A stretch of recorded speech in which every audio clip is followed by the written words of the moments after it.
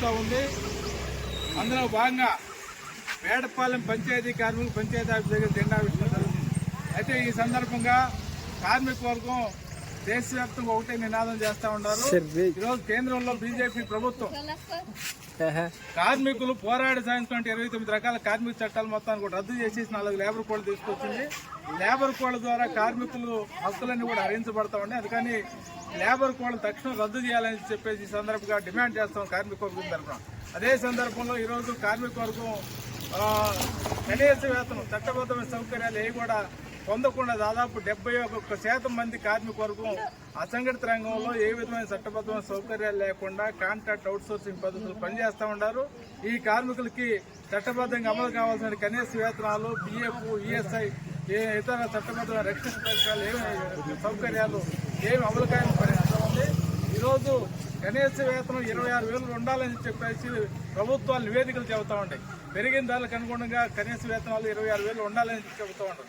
అయితే ఎక్కడా కూడా 10,000 మించి జీతాలు లేని పరిస్థితుల్లో ఢిల్లీ సరిహద్దుల్లో అనేక మంది కార్మిక వర్గం గార్మెంట్ కార్మికులు పెద్ద ఎత్తున పోరాటం చేస్తున్న పరిస్థితి కూడా చూస్తాం.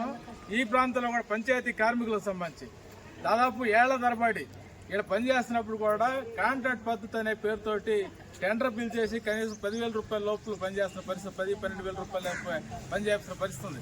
పనిచేసే కార్మికులకు ఏ విధంగా చట్టబద్ధ సౌకర్యాలు లేవు, పిఎఫ్ లేదు, ఈఎస్ఐ లేదు, ఏదైనా అనారోగ్యం అయితే చూపించుకునే అవకాశం లేదు. చనిపోయిన కార్మికుడికి దండేయడం కూడా డబ్బులు లేని పరిస్థితి ఉంటా ఉంది. అందుకని ఈ పరిస్థితిలో కార్మికులందరూ కూడా చట్టబద్ధంగా వీళ్ళు పర్మనెంట్ చేయాలని చెప్పేసి మేము డిమాండ్ చేస్తా ఉన్నాం. కనీస వేతనాలు అమలు చేయాలని చెప్పేసి సందర్భంగా డిమాండ్ చేస్తున్నాం. ఏదైతే కార్మిక వర్గం సుదీర్ఘకాలం నుంచి డిమాండ్ చేస్తున్నాం, ఈ డిమాండ్లు సాధన కోసం మేడే స్ఫూర్తితోటి, అమరవీరుల స్ఫూర్తితోటి ఈ ఉద్యమాలని ఐక్యంగా కార్మిక వర్గం పోరాటం నిర్వహించాలని చెప్పేసి సందర్భం తెలియజేస్తూ ఈ మేడే కార్యక్రమానికి పాల్గొన్న అందరూ కూడా పేరు పేరున అభినందనలు, శుభాకాంక్షలు తెలియజేస్తూ ధన్యవాదాలు తెలియజేస్తుంది.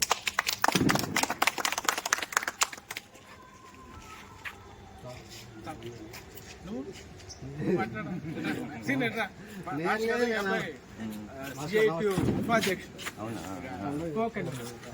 ఇట్లా బ్రహ్మయ్య సిఐటి ఉపాధ్యక్షుడు. అరే మనిషి ఫోటో